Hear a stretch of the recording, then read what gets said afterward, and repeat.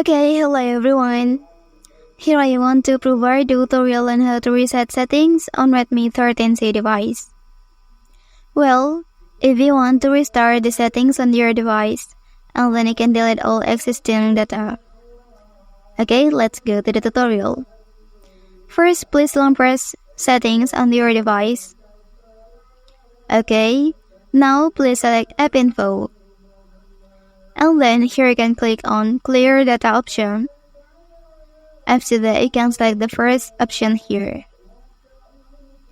Okay, and then now the settings on your device is successfully restarted. Well, that's the tutorial on how to reset settings on Redmi 13c device. If you are helped by this video, don't forget to like and subscribe to get other information from this channel. Thank you.